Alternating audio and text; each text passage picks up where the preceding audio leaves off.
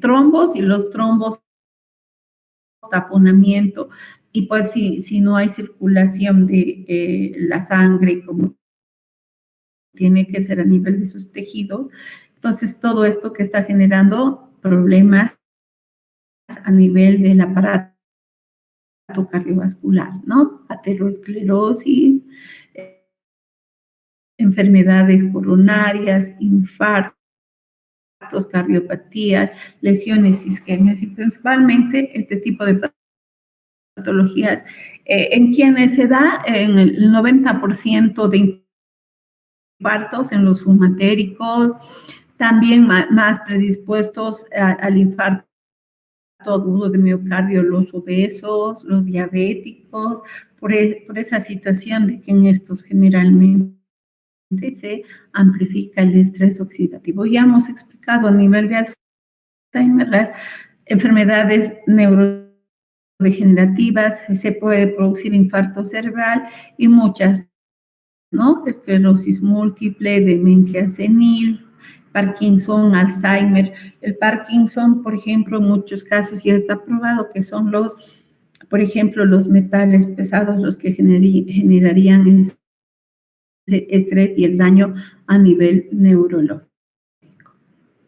El fumar, ya dije, no solamente infarto agudo de miocardio, sino también responsable del cáncer pulmonar por el benzopireno que se genera y este es el que produce el estrés oxidativo, ¿no? A nivel del aparato respiratorio, enfermedades broncopulmonares, el cáncer, bronquitis, enfisemas, hiperoxias también pueden generar. A nivel del tubo digestivo, las úlceras, el cáncer gástrico, hepatopatías alcohólicas. A nivel ocular ya hemos explicado cataratas, degeneraciones a nivel de la retina, el glaucoma, fibrosis reticular, etc. A nivel de la piel, envejecimiento, lesiones, cáncer de piel también puede darse, sobre todo por la incidencia de los rayos ultravioleta, ¿no? Y muchas enfermedades autoinmunes, la artritis reumatoidea, el lupus eritematoso tienen también su origen.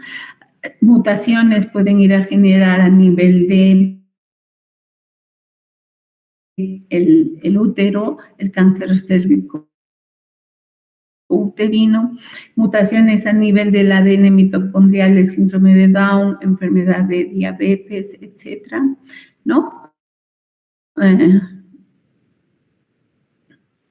Diabetes, como ya explicamos, durante el embarazo, la diabetes gestacional, por ejemplo, y en muchas enfermedades ligadas a la fosforilación oxidativa, ¿no? El estrés que está generando enfermedades en el ADN o daño en el ADN mitocondrial, ¿ya?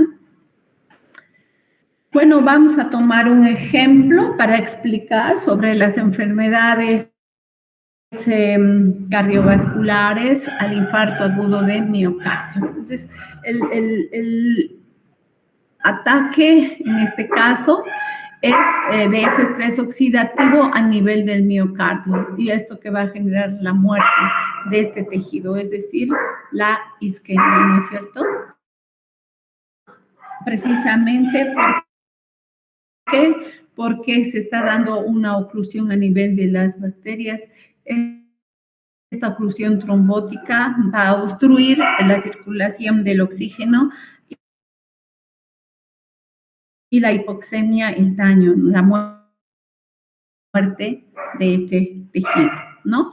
Generalmente realmente es letal, un alto porcentaje muere, sobre todo un 20 a 50% de estos pacientes en fase aguda son los que van a llegar a morir, ¿no es cierto? ¿Qué síntomas tenemos ahí en un paciente? Sobre todo a nivel del tórax existe dolor.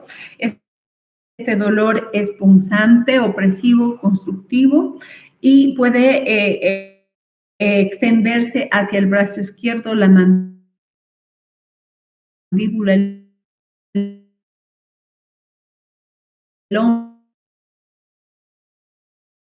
hombro, hacia el cuello y en realidad son datos que nos están orientando a que este paciente está generando un infarto agudo de miocardio, ¿no es cierto? Una sudoración profusa, mareos, vómitos, hay ansiedad y pues la sensación de morir inmediatamente, ¿no? Las causas, principalmente el 90% de esos infartos Hola, ¿me son logran escuchar? generadas por la trombosis coronaria. También Hola, ¿me escucha? podemos tener espasmos venosos, Se le escucha émbolos, entrecortado. isquemias y Se entrecorta la ¿Se me frase. escucha? este Ya. tipo de problemas generan el 10% de los infartos agudos de miocardio. Doctora, se ha dejado de compartir la pantalla. Entonces, a nivel de esas obstrucciones, sobre todo en las arterias coronarias, vamos a ver que va a existir una hipoxemia. Esto que está generando a que el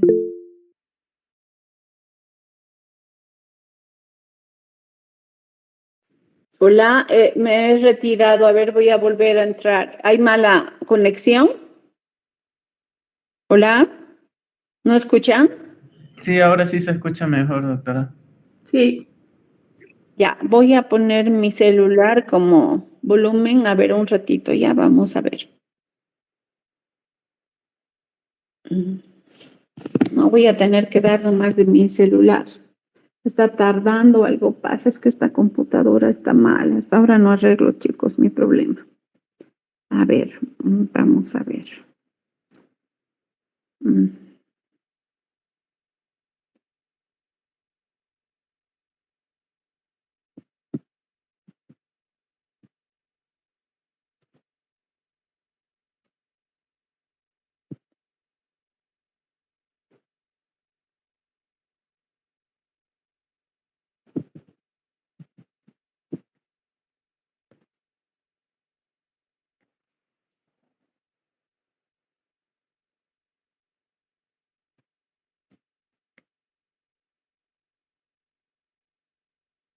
Ahora sí. ¿Logran ver mi pantalla? No todavía. No, doctora. No se ve. Esperen, a ver un ratito. ¿Ahora sí? ¿Sí No, logran ver? no, doctora. No sé qué está pasando. A ver, a ver, a ver. Voy a volver a entrar ya.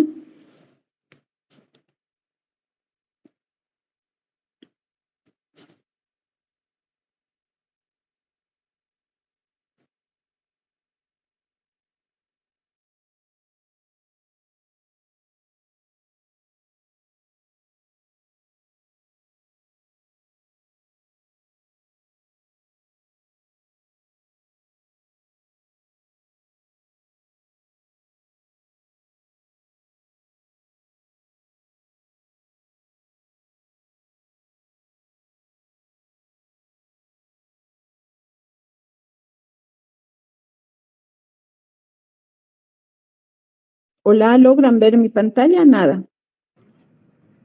Sí, ya se ve, doctora. Ahora sí, ¿no ve? O las diapositivas aún no. Ya, un ratito, vamos a entrar entonces a la diapositiva.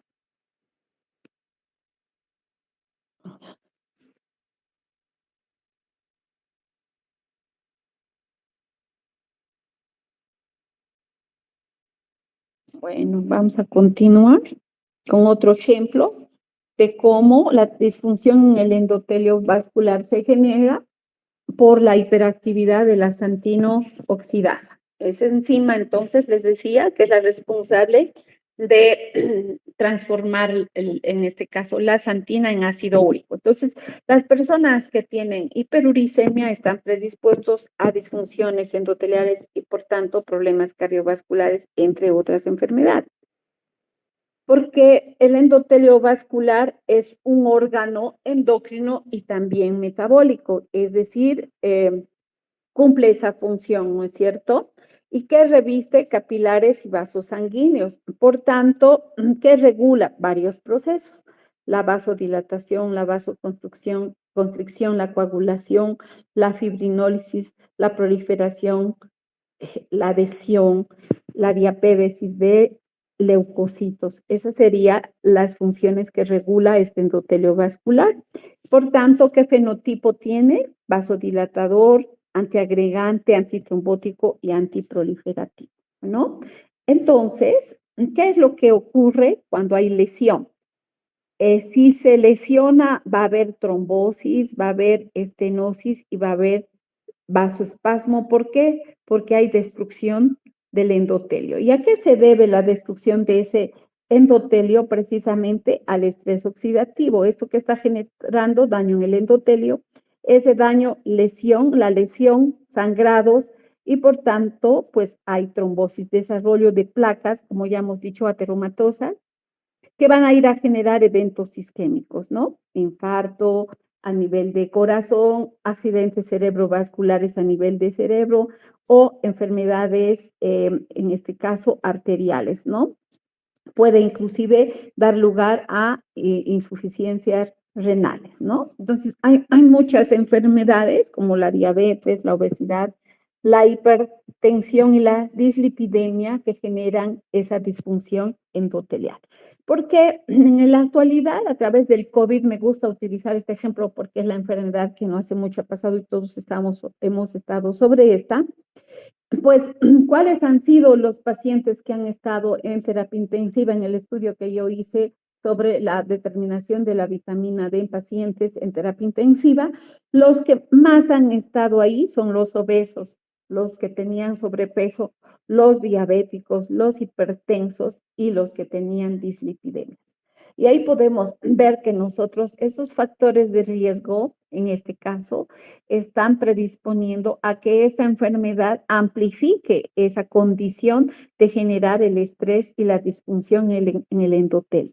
Dando lugar, esa gente ha muerto muchas veces por isquemia y se ha complicado generando muchas enfermedades, insuficiencias renales, problemas neurológicos, hasta personas que no tenían diabetes han generado diabetes por eso, porque en esta enfermedad lo que ha generado es hipoxemias, ¿no es cierto? Y las hipoxemias son las responsables de generar, sobre todo a nivel mitocondrial de nuestras células, ¿qué cosa? La amplificación de radicales libres, ¿ya? Entonces, entre otros factores de riesgo cardiovascular, el tabaquismo. El tabaquismo es el peor enemigo precisamente porque tiene una molécula que genera el benzopireno y este sería el encargado de producir los radicales libres, generando entonces vasoespasmos, hiperhomocisteinemia, es decir, se incrementa la producción de homocisteína que viene del metabolismo de la metionina y el incremento de esto produce esos problemas cardiovasculares. A nivel de mujeres, por ejemplo, ¿por qué en las posmenopáusicas se amplifica la producción de infartos? Es precisamente por el déficit de estrógenos que se genera, porque los estrógenos en el organismo, en las mujeres, sobre todo, cumplen esa función antioxidante. Entonces, Los pacientes con estos factores de riesgo cardiovasculares por el daño endotelial que se está generando, se vuelven hipertensos, ¿no?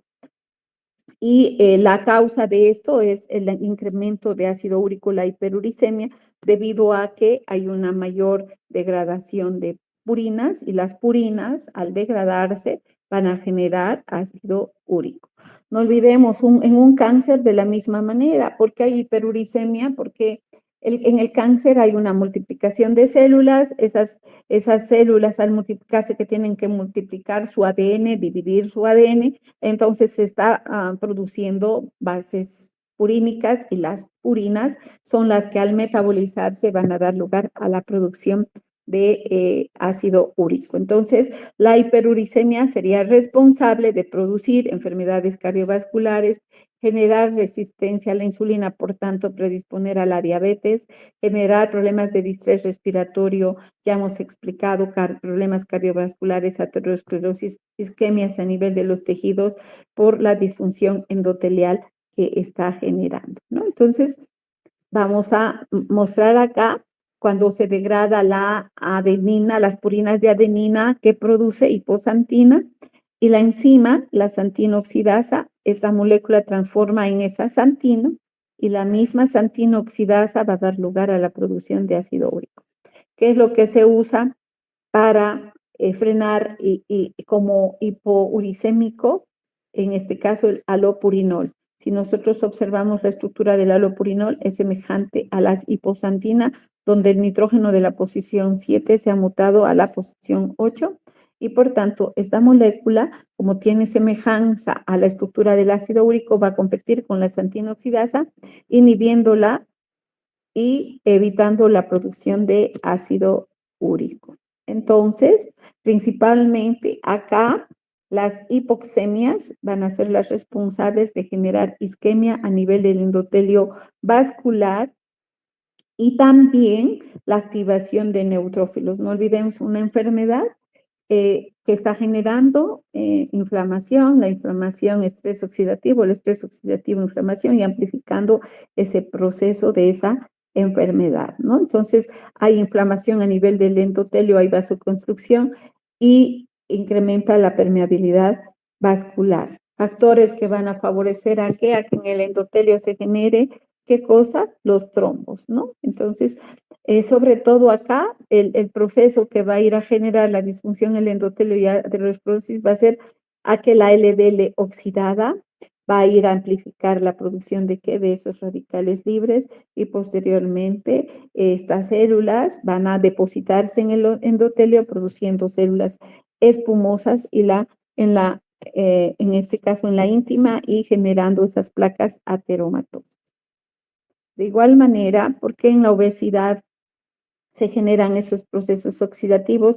No olvidemos, en los obesos hay problemas cardiovasculares, se incrementa la angiotensina 2, eso lleva a ¿qué cosa? A incremento de la hipertensión arterial. Por tanto, este proceso va a ir, la angiotensina 2 va a activar a la natroxidasa, ya hemos explicado esta enzimita, ¿qué es lo que hace? Transfiere al oxígeno un electrón, por tanto, ¿qué estamos formando a través de la mayor actividad de esta enzima? El radical superóxido, ¿no es cierto? Que posteriormente, a través de la superóxido dismutasa, produce el peróxido de hidrógeno.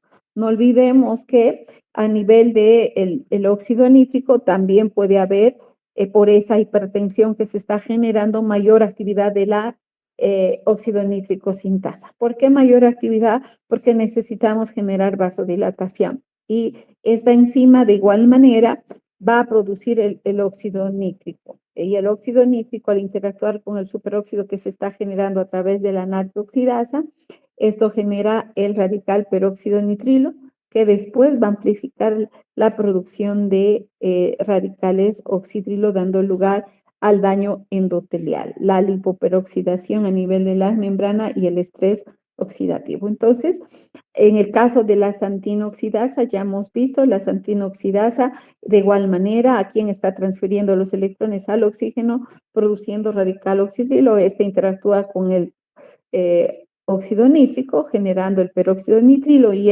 amplificando, como ya explicamos, la producción de radical oxidrilo y generando el daño a nivel del endotelio, ¿no? Entonces, el incremento de la xantina oxidasa de 1 a 2 micromoles a 100 micromoles va a dar lugar a ese daño en el endotelio, ¿no? La hiperactividad de esta enzima está generando los ROS.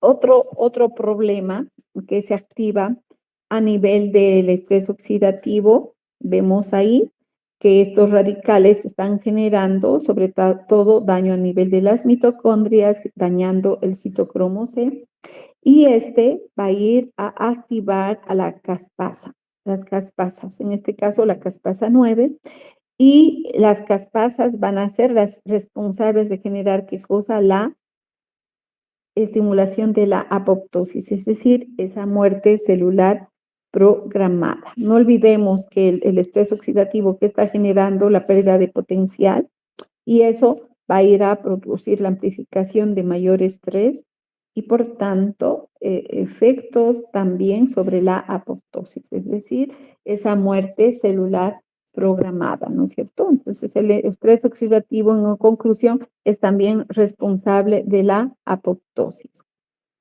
Bueno, entonces el ataque de estos radicales, sobre todo, como ya dijimos, es sobre nuestros componentes celulares, esas moléculas. ¿Cuáles son? El ADN, los carbohidratos, los lípidos y las proteínas. Entonces, ¿qué efectos? Ya hemos explicado los efectos que se generan. En resumen, puede generar a nivel de las proteínas, ruptura de los puentes de azufre, ruptura a nivel de los enlaces peptídicos, glicación, es decir, azúcares que se unen a proteínas, podemos generar ese daño a nivel de las lipoproteínas, ¿no? Sobre todo las LDL, HDL, la oxidación de estas moléculas va a generar esa disfunción y problemas ateroscleróticos principalmente a nivel de las bases nitrogenadas en los ácidos nucleicos. Entonces, todas estas interacciones de esos radicales libres sobre estas biomoléculas que genera alteraciones. Si las enzimas están alteradas, por tanto, ¿qué se va a alterar? El metabolismo. Va a haber disfunción a nivel de las vías metabólicas.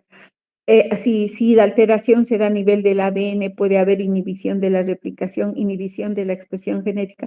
Por tanto, si no se expresa un gen, no se produce una proteína. Y esa enzima, esa proteína, si es una enzima, está alterando el metabolismo. Y todo esto va a dar lugar a muchas enfermedades que ya hemos explicado, desde neoplasias, cánceres, enfermedades neurodegenerativas, endocrinopatías, cardiopatías, y en resumen, esa sería la causa de las enfermedades, ¿no? ¿Cómo nos defendemos nosotros frente a este problema? A través de los antioxidantes, ¿no? Aquellos que van a evitar, es como esos soldaditos que están protegiendo en una guerra, ¿no es cierto? A que los enemigos ingresen. Y en este caso, los antioxidantes van a ser los enemigos de los radicales libres, ¿no? ¿Por qué? Porque van a ser los que atrapen esos electrones, evitando la proliferación de esas especies reactivas del oxígeno, esos radicales y el daño oxidativo que se genera, ¿no es cierto? Entonces, los antioxidantes, principalmente los exógenos, vienen de la dieta y me refiero a las vitaminas. Y dentro de los endógenos, perdón, ahí tenemos sobre todo las enzimas antioxidantes. No olvidemos que dentro de nuestras células hay muchos organelos. Cada organelo tiene una compartimentalización definida a través de las membranas, ¿no es cierto? Entonces, vamos a tener que en cada uno de estos organelos, pues se genera el estrés y hay una serie de enzimas que van a participar en ese proceso. Otro aspecto que podría, por ejemplo, ¿por qué la ferritina es un antioxidante? Porque la ferritina es una hemoproteína que se encarga de fijar muchas moléculas de hierro. Por tanto, al evitar que el hierro esté libre circulando, esta proteína sería antioxidante. De igual manera, la ceruloplasmina, la cupreína, son proteínas que fijan el cobre y actuarían como antioxidantes, ¿no? Es importante que dentro de este daño oxidativo también puede haber reparación de los componentes celulares dañados, ¿no? Bueno, entonces, ¿cómo combatimos los radicales libres? A través de comer bien, es decir, consumir verduras, frutas, semillas, frutos secos que van a tener sobre todo antioxidantes que tiene el zapallo, que tiene la zanahoria, betacarotenos, ¿no es cierto? Que tiene el tomate, licopenos. Entonces, todas estas verduras tienen antioxidantes que van a combatir los radicales libres. En cambio, comer carbohidratos, consumir mucha proteína, estos que son agentes oxidantes, porque en el organismo estos se metabolizan los carbohidratos a través de qué procesos, a través de procesos oxidativos y por tanto esos procesos oxidativos metabólicos, como ya explicamos, serían los responsables de producir esos radicales libres. ¿Cómo actúa el antioxidante en realidad? Atrapando los radicales, atrapando esos electrones, ¿no es cierto? Y ya hemos dicho, dando estabilidad a los átomos y evitando que estos sean reactivos e interaccionen con esas moléculas en el organismo. Entonces, entre los endógenos tenemos muchos ejemplos, antioxidantes enzimáticos y no enzimáticos. Por ejemplo, dentro de los enzimáticos podemos mencionar a la catalasa, superóxido dismutasa, glutatión peroxidasa. Podemos mencionar a la glutatión reductasa, muchas enzimas que cumplen esa función antioxidante. Y entre las moléculas antioxidantes que el organismo produce, por ejemplo, tenemos el glutatión. ¿Qué tiene el glutatión? Es un tripéptido constituido por por glutamato, por cisteína y también estaría constituido por glicina. El componente antioxidante aquí sería la cisteína. ¿Por qué? Porque atrapa esos hidrogeniones y evita el estrés oxidativo. La coenzima Q, por ejemplo, que se produce a partir del colesterol, está presente en la cadena respiratoria y tiene funciones antioxidantes porque las cremas tienen coenzima Q porque esta es antioxidante y que está evitando el envejecimiento de la piel, ¿no? Entonces, dentro de los exógenos tenemos sobre todo a los antioxidantes de la dieta, a las frutas, las verduras, las semillas que contienen esas vitaminas antioxidantes. ¿A quienes me refiero? A la E, a la C, a la A. También el selenio, el zinc, porque el selenio es el metal importante de la glutatión peroxidasa. ¿Y qué hace esta enzima? Destruye el peróxido de hidrógeno. El zinc también actúa como una molécula antioxidante. Dentro de esas verduras tenemos a los carotenoides, es decir, las provitaminas A, los flavonoides, antocianos, el resveratrol, por ejemplo, que está presente en el vino. ¿Por qué el vino es antioxidante? Porque tiene resveratrol. Los polifenoles, los fenoles son esas estructuras cíclicas que están constituidos por 6 carbonos normalmente y que pues esos carbonos van a ser los responsables de atrapar los electrones, ¿no? Y tenemos cofactores enzimáticos, el cobre, el magnesio, el selenio, el hierro, como por ejemplo en la hemoglobina, el hierro es parte del hemo, ¿no es cierto?, que le permite cumplir esa función. Entonces, dentro de esas enzimas, estos cofactores actuarían como antioxidantes. Sin embargo, también pueden ser oxidantes. El hierro, como es antioxidante, como hierro más 3. Como es oxidante, como hierro más 2. Entonces, va a depender mucho del estado de oxidación en que se encuentren esos elementos, ¿no? Entonces ya hemos explicado esto, ya no voy a redundar, muchas reacciones enzimáticas, qué es lo que están generando en el cuerpo, radicales libres, por ejemplo, el hecho de un xenobiótico estar yo consumiendo en este momento por una enfermedad un medicamento. Entonces ahí los citocromos P450 se van a elevar en su producción y la producción de los citocromos P450 que está generando estrés oxidativo. Para frenar eso, ¿quién actúa? La coenzima Q.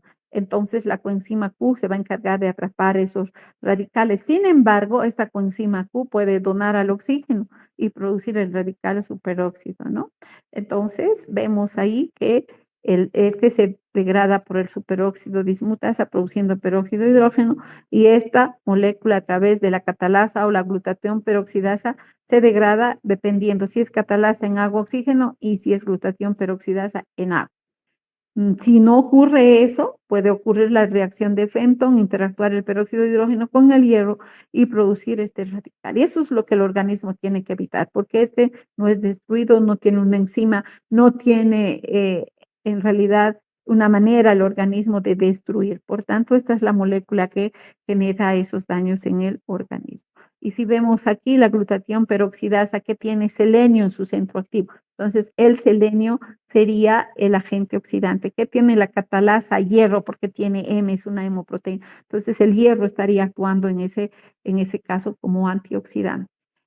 Y bueno, aquí, por ejemplo, la glucosa entrando a la vía de las pentosas a través de la glucosa 6-fosfato deshidrogenasa. ¿Qué molécula antioxidante está produciendo? El NADPH. Entonces, el NADPH en realidad es un antioxidante porque activa la glutatión reductasa, enzima que reduce al glutatión oxidado en glutatión reducido. Y por tanto, este glutatión reducido es el cofactor o la coenzima de la glutatión peroxidasa. No existe glutatión reducido, no se activa la glutatión peroxidasa, que se incrementa peróxido de hidrógeno. ¿Esto con quién actúa? Con el hierro. ¿Y que está yendo a amplificar? La producción de radicales oxidativos. Entonces acá podemos sacar del esquema antioxidantes, ¿quiénes son? El NADPH, el glutatión, que no son enzimas, ¿no? El selenio, el hierro.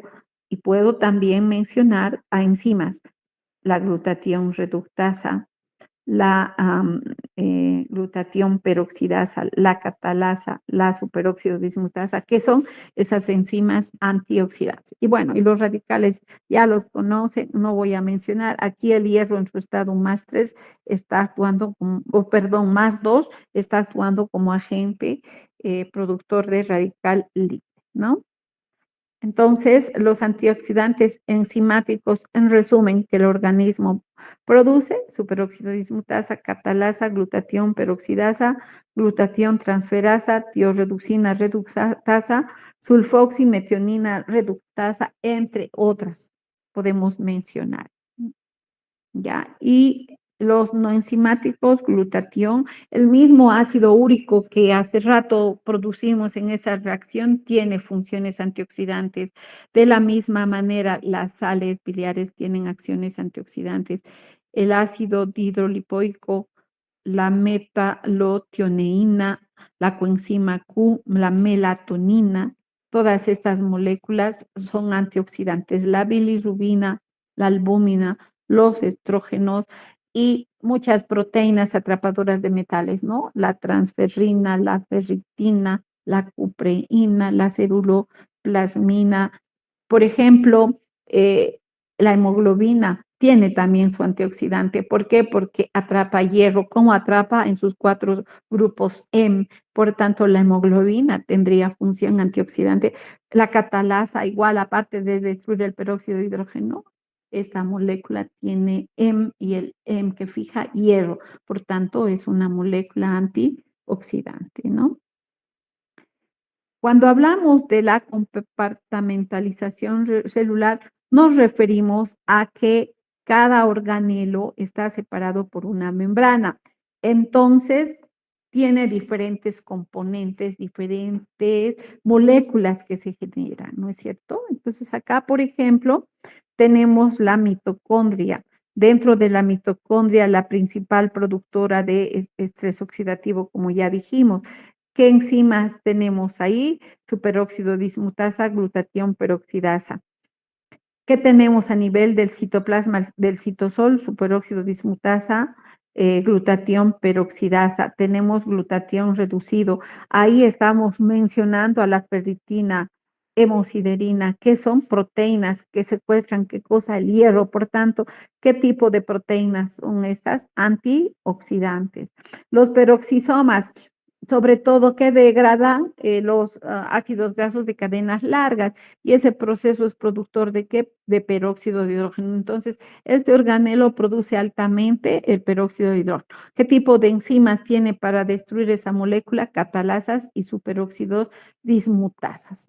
Entonces, a través de este ejemplo, vemos de que cada organelo tiene, y dentro de la célula, en cada estructura, nosotros tenemos diferentes radicales, ¿no? Entonces, estas membranas que cubren los organelos o la misma célula, en este caso no es la bicapa lipídica, puede estar sujeta al daño por esos radicales.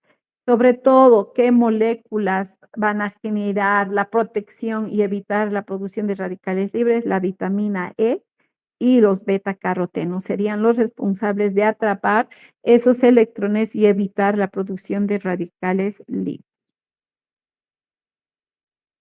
Entonces, en resumen, rápidamente, tenemos muchas reacciones, la cadena respiratoria, el sistema de citocromos P450, las antinoxidasa, natrioxidasa, óxido nítrico sintasa, la semiquinona, la ubiquinona reducida, como moléculas oxidativas, es decir, estas enzimas que están produciendo radicales libres, sobre todo las oxidasas, ¿a quién dan los electrones? Al oxígeno, ¿no ve? Las flavinoxidasas de igual forma, que están generando peróxido de hidrógeno a través de el superóxido dismutasa mediante la superóxido dismutasa a través del peróxido de hidrógeno, digo, del superóxido, perdón.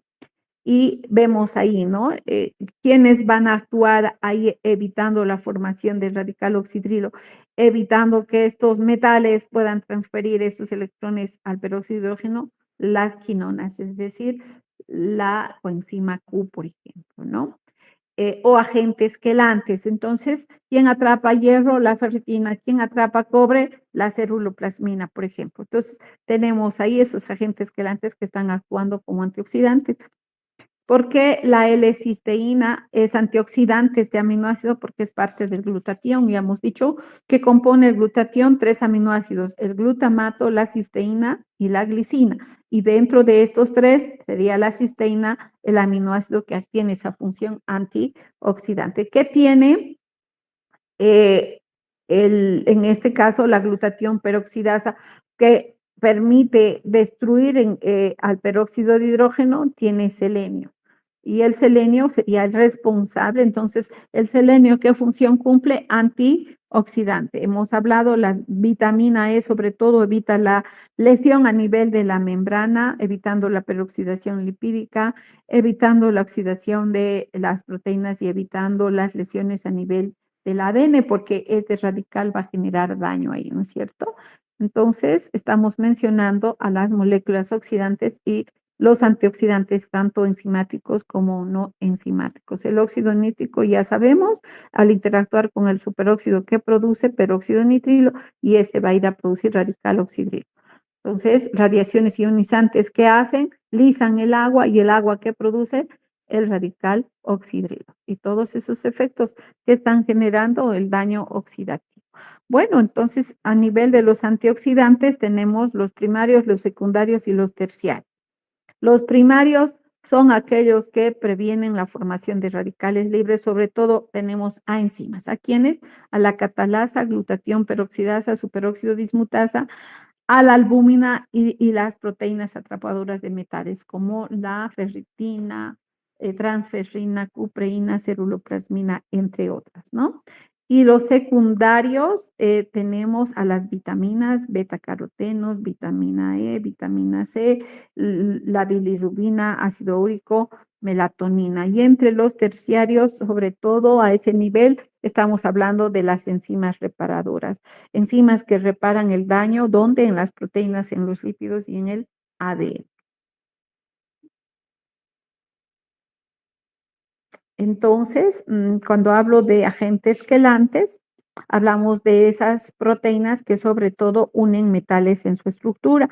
Dentro de la misma cadena respiratoria, los complejos de la cadena serían agentes que están fijando o hierro, cobre en su estructura. Por tanto, a eso le llamamos secuestradores o agentes quelantes, ¿no?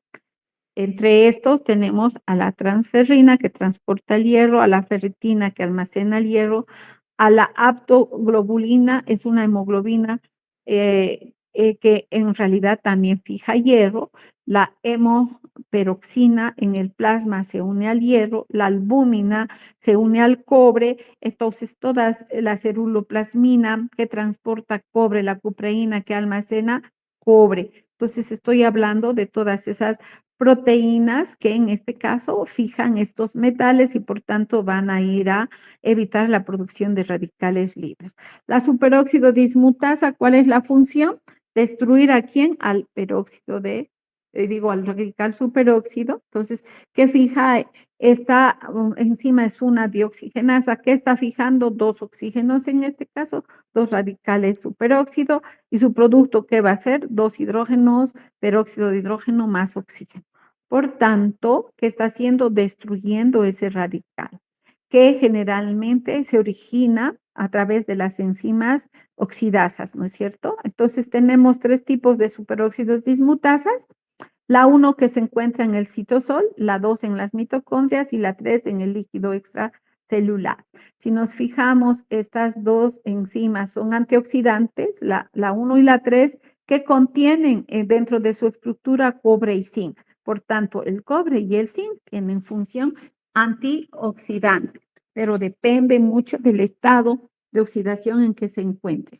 La superóxido dismutasa, que contiene como elemento dentro de su centro activo el magnesio, y este contiene cobre y contiene, magnesio en su centro activo, y por tanto el magnesio también tendría esa función antioxidante. Algo que se ha visto, la actividad de la superóxido dismutasa se intensifica principalmente cuando el organismo aumenta la síntesis de superóxido. Esto puede darse cuando hay tratamiento con oxígeno hiperbárico, ¿no es cierto? Entonces, ¿por qué? Porque estamos incrementando la concentración de oxígeno y ese puede dar lugar a la formación de radicales libres. Entonces, ese proceso va a ir a activar a la superóxido dismutasa.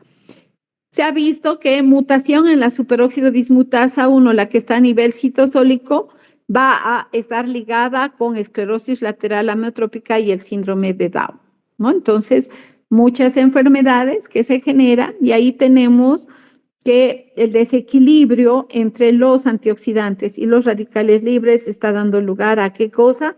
Al estrés oxidativo y al daño a nivel de moléculas y ese daño a nivel de células, ¿no es cierto? Dando lugar a enfermedades, inflamación, esa triada, ese círculo que hemos indicado, ¿no?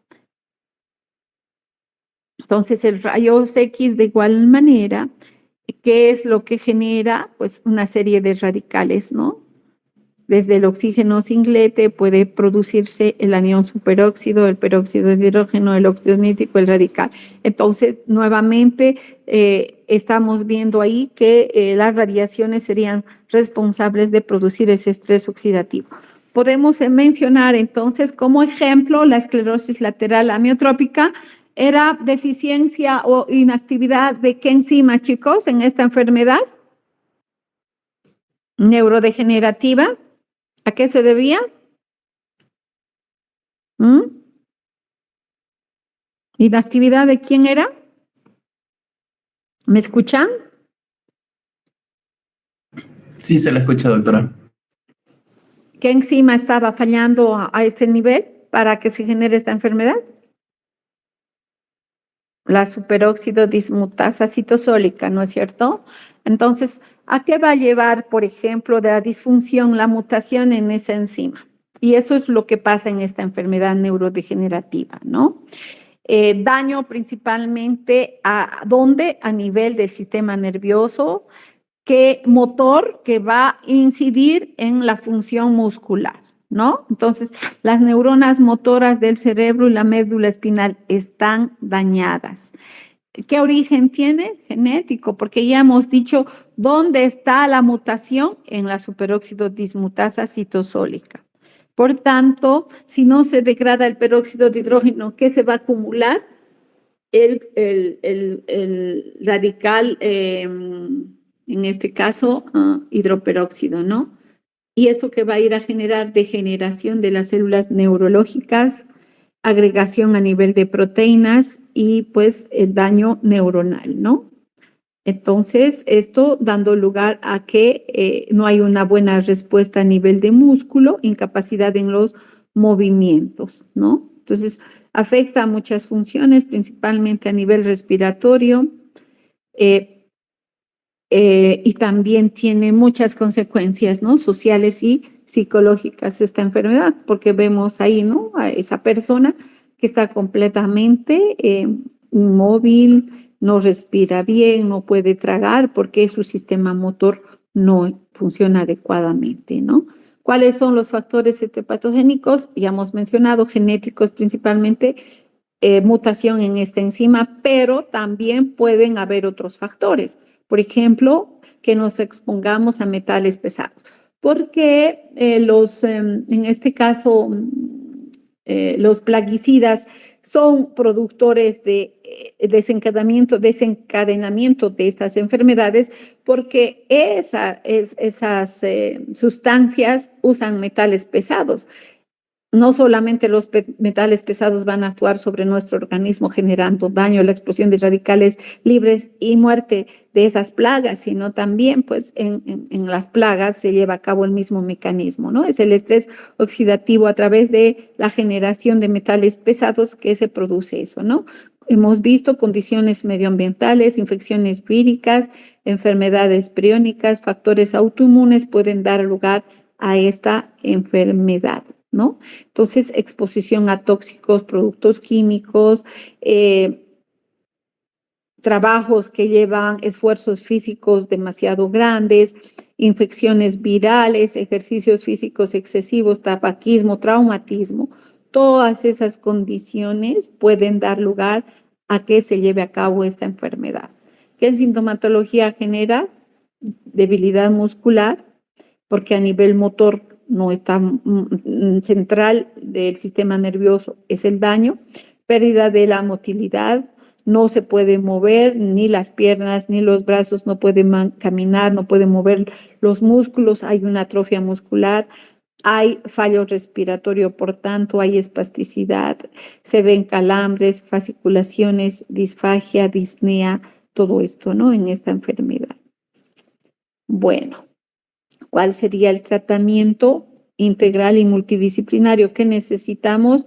Necesitamos un tratamiento farmacológico, fisioterapéutico, entonces necesitamos para que pueda hablar, hacer una terapia, apoyo nutricional a través del uso principalmente de alimentos que tengan antioxidantes y apoyo respiratorio, ¿no?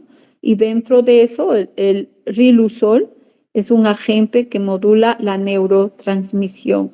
En realidad sabemos muy bien que el glutamato es un neurotransmisor, entonces media la acción del glutamato esta droga en el tratamiento de esta enfermedad, ¿no? Bueno, vamos a continuar. La coenzima Q, ya hemos explicado esta coenzima Q.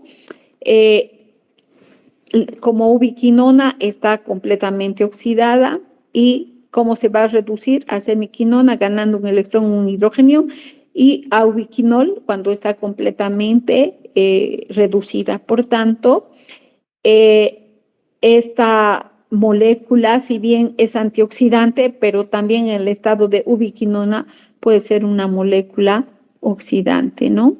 Entonces, como función en el organismo, principalmente actúa como antioxidante, es liposoluble, por tanto su función sobre todo va a ser a nivel de las membranas, de donde sintetizamos a partir de tirosina, fenilalanina y acetilcoenzima A. Se encuentra principalmente en las membranas celulares, sobre todo de las mitocondrias, porque participa en la respiración celular, ¿no? También está implicada en la respuesta inmune porque estimula la producción de anticuerpos, protege al ADN de los radicales libres y también evita la peroxidación lipídica entre sus acciones, ¿no? Entonces, ¿qué necesitamos para producir esta coenzima? Aminoácidos, tirosina, fenilalanina, la vitamina B6 como cofactor, ¿ya? Entonces, ahí vemos que acetilcoenzima A sería el precursor de mevalonato farnesilo, y es a partir del metabolismo del colesterol que se sintetiza la ubiquinona, ¿no? Y las enzimas que degradan, en este caso el peróxido de hidrógeno, tenemos dos, la catalasa y la glutatión peroxidasa. La catalasa principalmente donde está presente en los peroxisomas, y la glutatión peroxidasa en el citosol a nivel mitocondrial principalmente, ¿no? Entonces, tres formas de glutatión peroxidasa selenio dependientes tenemos: las intracelulares, las extracelulares y la que actúa sobre los fosfolípidos peróxidos asociadas a la membrana celular, ¿no? Y el glutatión es una molécula que está constituida por 3 aminoácidos: glutamato, cisteína y glicina. Y de estos 3, ¿cuál es el que actúa como antioxidante? La cisteína. Ese grupo sulfhidrilo va a ser el que atrape los radicales, en este caso los hidrogeniones, evitando el estrés oxidativo. Esta molécula ahorita está como glutatión reducido y va a pasar a ser oxidado, y oxidado que está perdiendo hidrogeniones. Por tanto, este grupo sulfhidrilo sin hidrogenión, que va a formar, entre otro glutatión, un puente de azufre, y a ese se conoce como glutatión oxidado. Entonces, el glutatión oxidado, cuando se reduce, ¿a través de qué enzima? La glutatión reductasa. ¿Y en qué se transforma? En glutatión reducido, y este sería el agente antioxidante. Y entre los no endógenos tenemos vitaminas, betacarotenos, el ácido ascórbico, la vitamina E, tenemos carotenoides, luteína, zeaxantina, licopeno, sobre todo en el maíz amarillo encontramos eso, los polifenoles, los flavonoides, no flavonoides, sobre todo en los frutos rojos encontramos este tipo de moléculas, isotiocianatos y disulfuros también presentes como antioxidantes, ¿no? Y la vitamina E, esta vitamina, estamos hablando de los tocofenoles y tocotrienoles, que su función es un antioxidante lipofílico. ¿Qué quiere decir? Que sobre todo, como es liposoluble, va a actuar a nivel de las membranas, atrapando los radicales, evitando el estrés oxidativo. Entonces, ¿cuál es la función?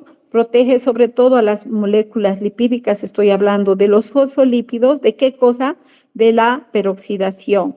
Inhibe a que la LDL sea peroxidada, sea oxidada. Neutraliza el oxígeno singlete, captura radicales oxidrilos y neutraliza a los peróxidos. También puede atrapar a nivel de la membrana el anión superóxido. Entonces, su función sobre todo de esta vitamina es proteger a las membranas. Y los betacarotenos, estoy hablando de las provitaminas A, ¿no es cierto? Sobre todo tienen también una acción antioxidante a nivel lipofílico, es decir, a nivel de las membranas, y su principal función es neutralizar al oxígeno singlete y capturar los cerros a nivel de la piel principalmente, ¿no?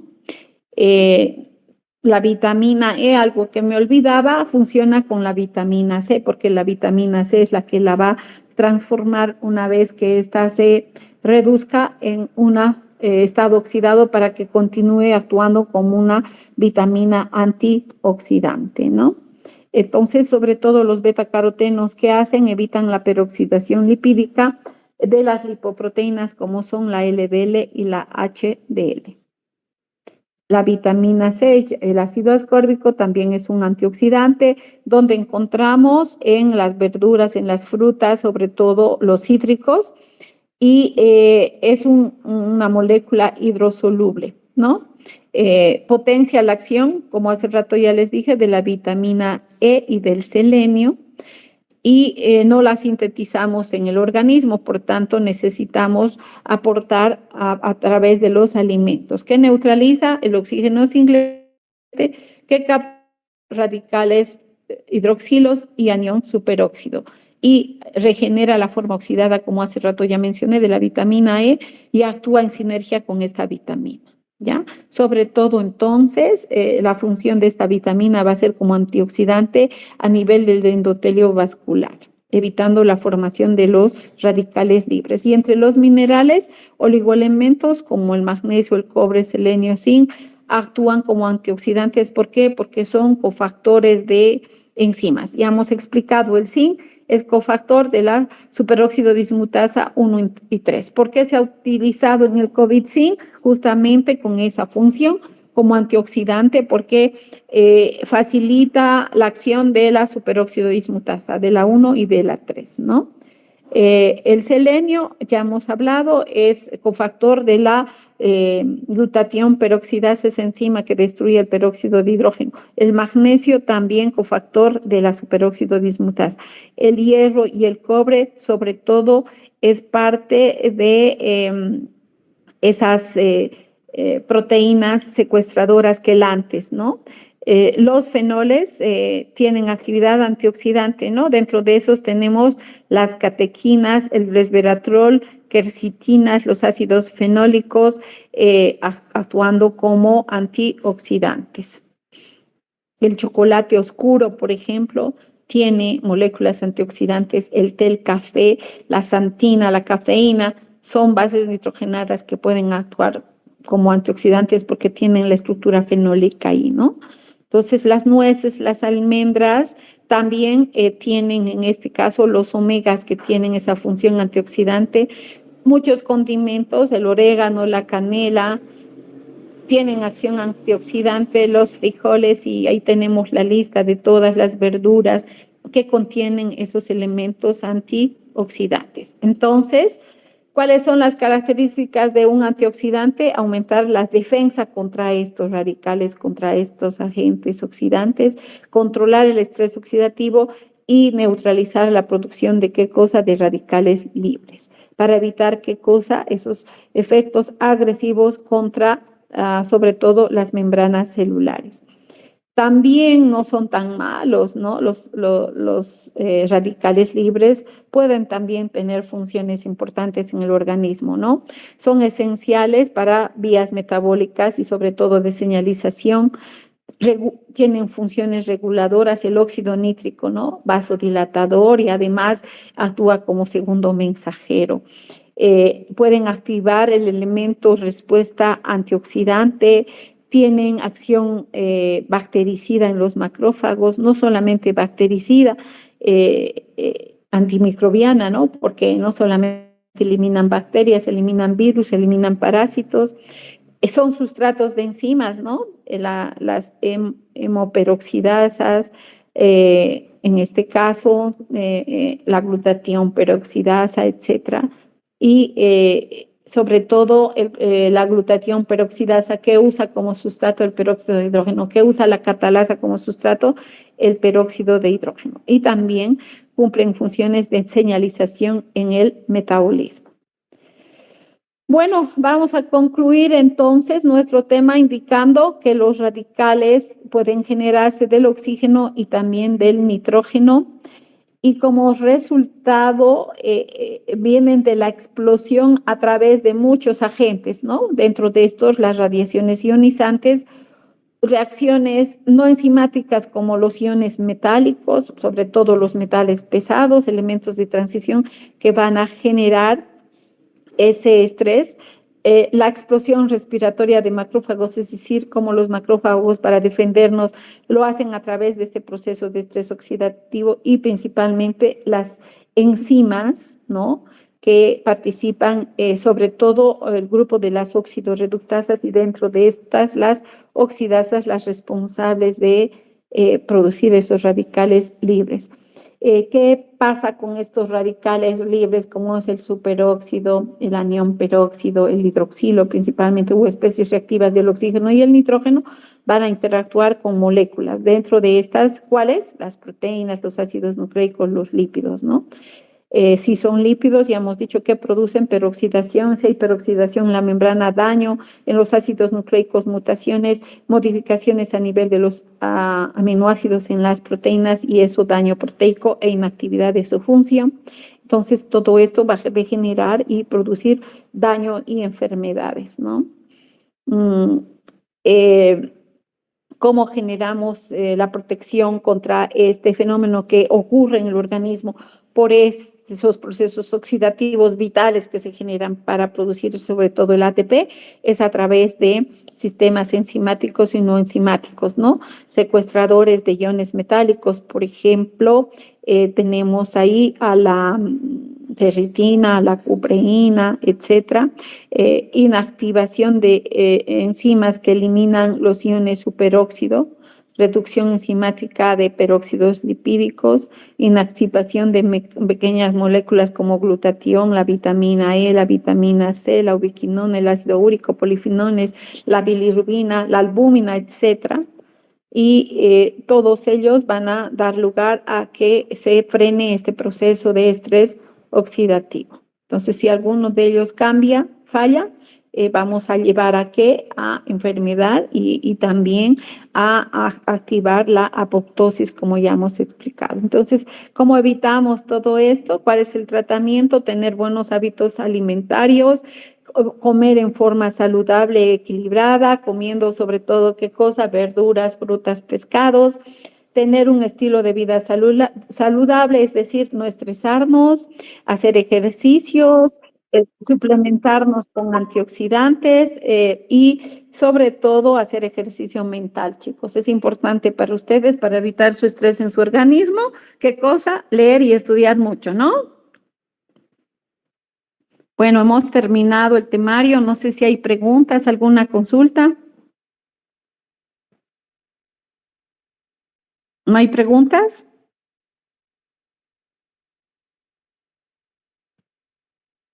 ¿Me escucha? Sí, doctora. Bueno, la principal recomendación para no estresarnos, ¿qué tenemos que hacer? Leer y estudiar y así evitar el estrés y evitar el daño, ¿no? Bueno, que les vaya bien, que tengan un buen día. El jueves es feriado, no tenemos clases y el viernes terminamos nuestro temario con bioenergética. Bueno, nos vemos el viernes. Hasta luego. Buenos días. Hasta luego, doctora. Hasta luego, doctora. Hasta luego, doctora. Chao, chao.